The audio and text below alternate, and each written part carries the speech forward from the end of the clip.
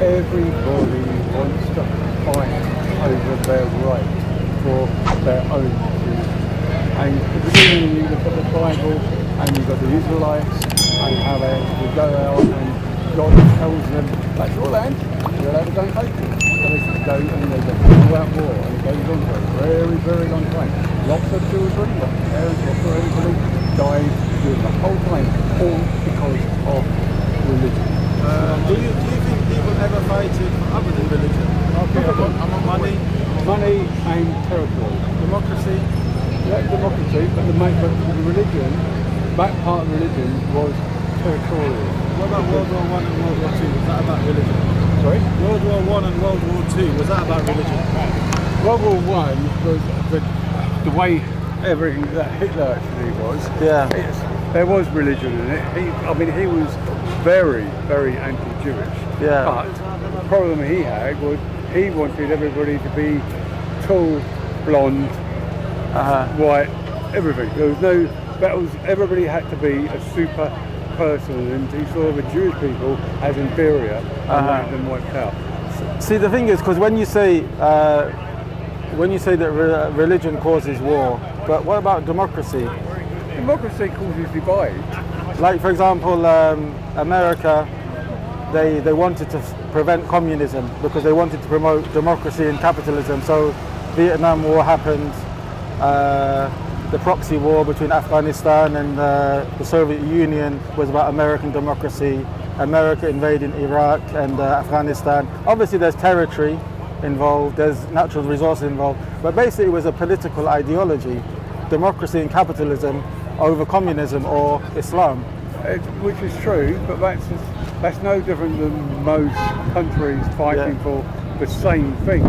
So with America, you can't really use that because they're just a bunch of arseholes anyway. And they just want to fight. What about colonialism? Sorry? What about colonialism?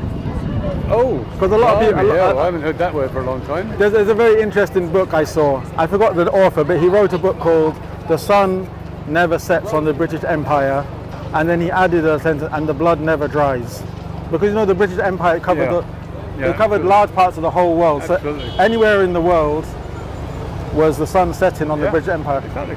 But so the thing is, when you say religion causes war, I think sometimes it's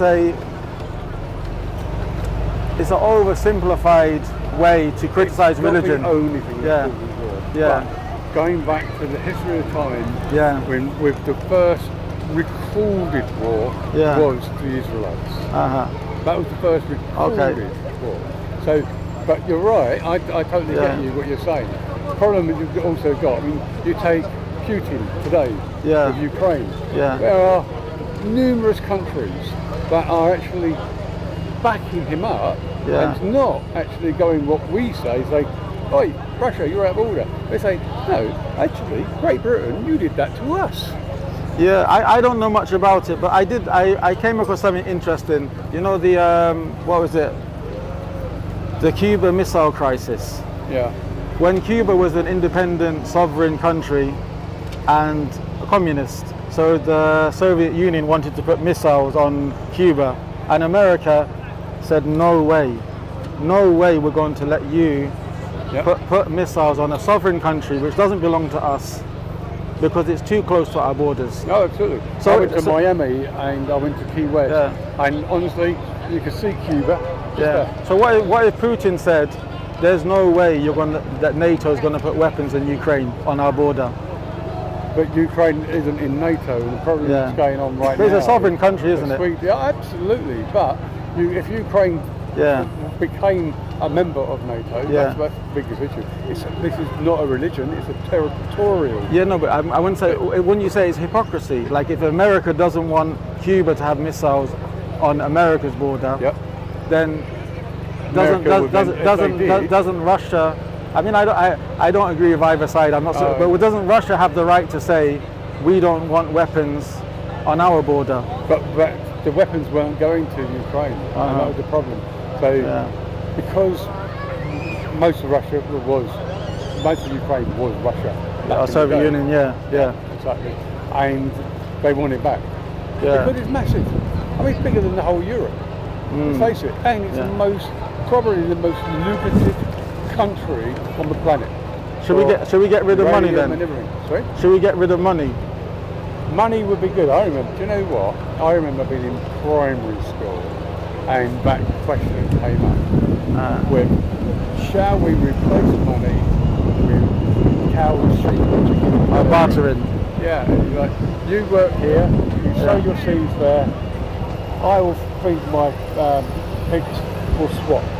Yeah. You know? And you need some potatoes, I'll give you some pork. Or whatever, whatever it was. It was, but at the end of the day, it's never going to happen. Money will never happen. Same as Jehovah's Witnesses. I used to bring, when they used to knock on my door, they come to the door and they'll say, oh, can I talk to you? Do you know what? Why don't you come in and have a cup of tea? And I just come down, sit on the table, and we'll have a nice conversation about what their beliefs are. Yeah. I would have my input into what I see the interpretation as. And the flaw that I always saw was your ultimate belief is that paradise will happen when every single one person on the planet simultaneously thinks the same. That's the only way paradise will ever happen. That's never going to happen. I understood their belief to be different. I thought they believed that paradise will take place on this earth, but only the selected, their followers, and everyone else, there'll be no hellfire, but everyone else will just die. Yeah, they basically said it.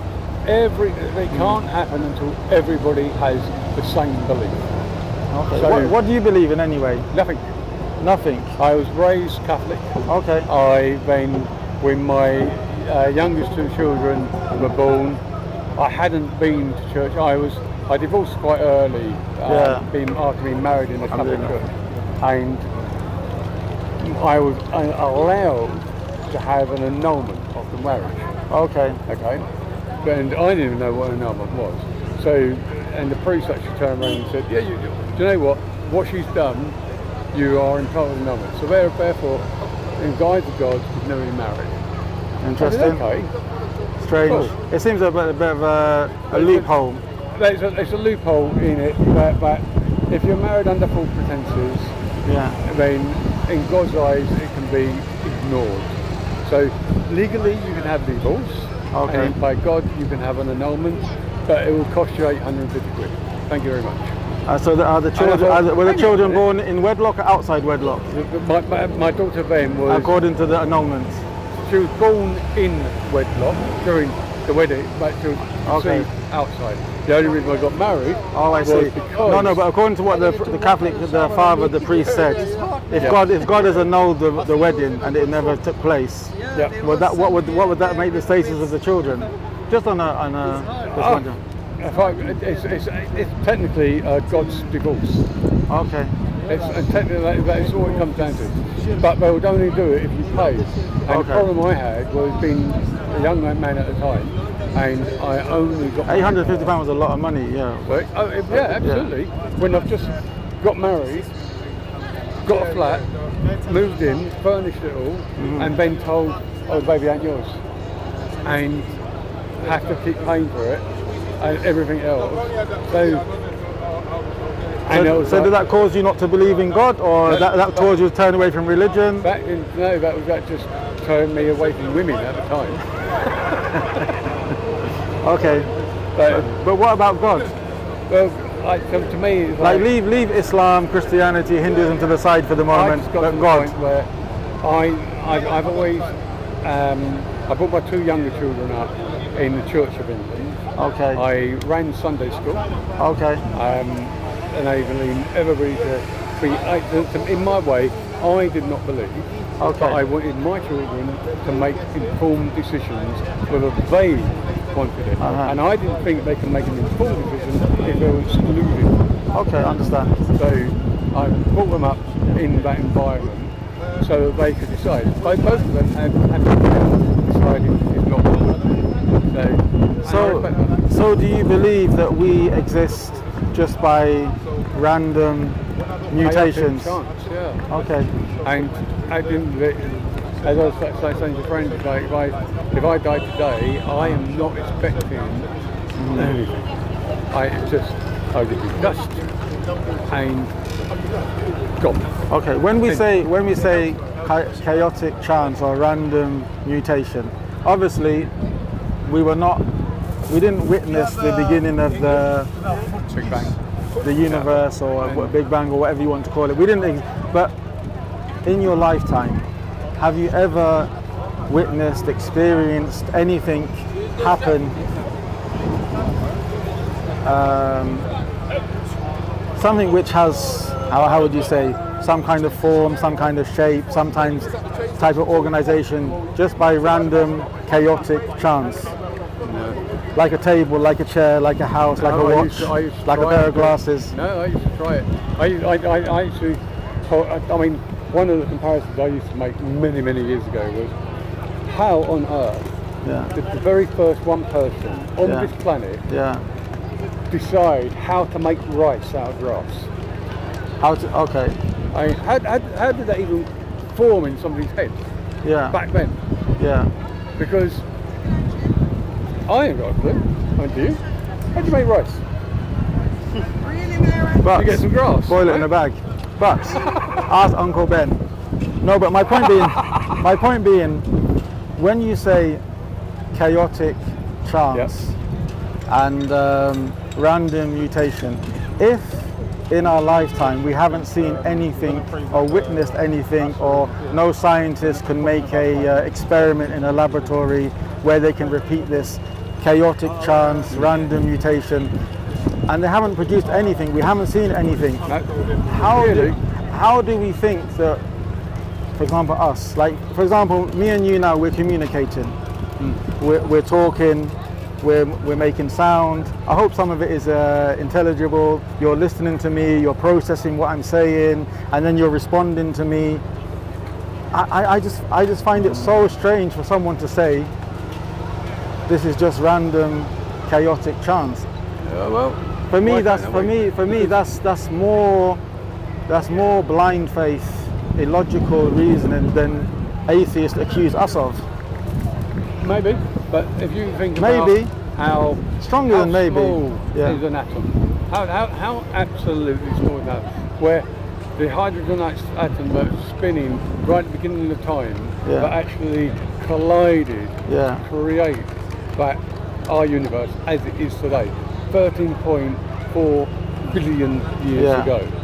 And how likely is it that actually that wasn't the only atoms that did it, but actually there's loads of them, but you know what, they bumped into each other somewhere else 500 billion years ago or 2 years ago, and it's like the multiverse theory. Absolutely. So there are many multiverses, and out of the billions, and they are billions of galaxies, and in each galaxy there are billions of planets and billions of stars, but we can't be the only one.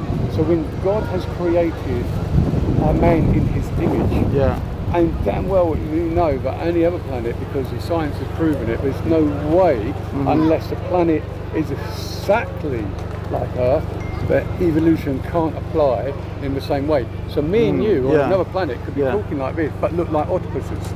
See, the thing is, I'm not a scientist, and I'm not going to pretend to be. But just the simple idea of basically what you're proposing, to me it sounds like, well, it is impossible, it could never happen, but if we kept on trying, it would happen at some time. Yeah, absolutely. But how can it be impossible and it can never happen, but you can do it many times and it might happen?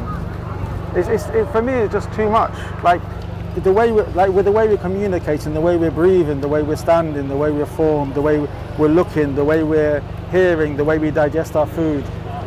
I mean, for someone to say no, this is just mere random mutation, but we can't demonstrate random mutation. We can't. We've never seen. We have evolved through that random mutation, and we are. I mean, let's face it.